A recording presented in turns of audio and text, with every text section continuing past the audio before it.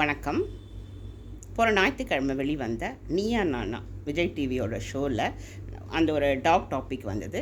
அதை பற்றி நிறைய வைரல் ஆகிட்டு மீடியா ஃபுல்லாக நெகட்டிவ் கமெண்ட்ஸும் பாசிட்டிவ் கமெண்ட்ஸும் அப்படியே வந்துகிட்டே இருக்குது. ஸோ அதை பற்றி நான் சொல்லணும்னு ஆசைப்பட்றேன்.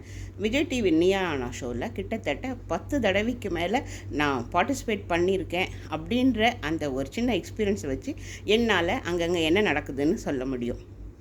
ஃபஸ்ட்டு அவங்க படவா கோபி சாரும் அம்மு மேடமும் சொன்ன குற்றச்சாட்டுக்கு ஃபஸ்ட்டு நான் ரிப்ளை சொல்கிறேன்.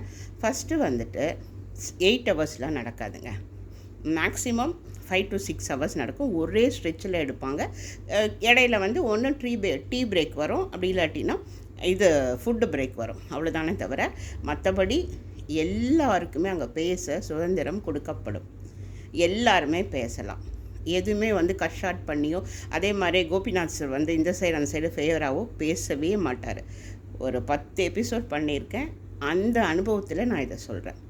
ஸோ இந்த டாபிக் அவர் இந்த சைடு தான் பார்த்தாரு, அந்த சைடு தான் பார்த்தாரு அப்படின்றத நம்ம ஏற்றுக்க முடியாது. அதே மாதிரி எடிட் பண்ணி போட்டாங்க அப்படின்னா 5 ஹவர்ஸில் எவ்வளோ பேர் அவங்கள அறியாமல் அன்வான்ட் டாக்ஸ் நிறையா கொடுத்துருவாங்க. ஸோ அதெல்லாம் கட் ஷார்ட் பண்ணி பண்ணுறது தான் அந்த ப்ரோக்ராமே.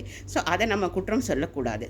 இவங்க பேசினதை வேணும்னா கொஞ்சம் கட் ஷார்ட் பண்ணி போடுவாங்களே தவிர இவங்க பேசாததையோ இல்லை வேறு சேர்த்து பண்ணுறதோ அதில் கிடையாது. இது ஒன்று. Next topic dog lovers, dog haters இல்லையா?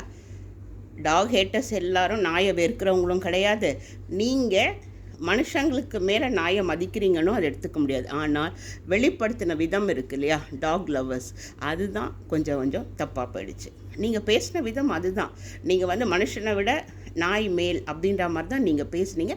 அப்படி தான் எங்கள் மக்களால் புரிஞ்சிக்கொள்ளப்பட்டது. அதை மட்டும் நீங்கள் கொஞ்சம் மாற்றி இருந்திருக்கலாம். அவ்வளவுதானே தவிர வேறு எதுவுமே கிடையாது. அதே மாதிரி ஒரு தெரு நாய்கள் அப்படின்றது நமக்கு ஒரு இடையூறு கொடுக்குது. ஒரு மனித உயிருக்கு ஒரு விஷயம் ஒரு ஆபத்தை கொடுக்குது அப்படின்னு சொல்லும்போது அதை நம்ம ரெஸ்ட்ரிக்ட் பண்ணுறதுக்கு நம்ம கண்டிப்பாக ஸ்டெப் எடுக்கணும் அப்படின்றது அந்த டாப்பிக்கே தவிர வேறு எந்த தப்பான விஷயமோ எதுவுமே கிடையாது. ஸோ நான் இதில் பாரபட்சம்லாம் பார்க்கல. ரொம்ப நடுநிலைமையாக அந்த தலைப்பை கொண்டு போயிருந்தாங்க அப்படின்றது தான் நான் சொல்லிக்க விருப்பப்படுறேன்.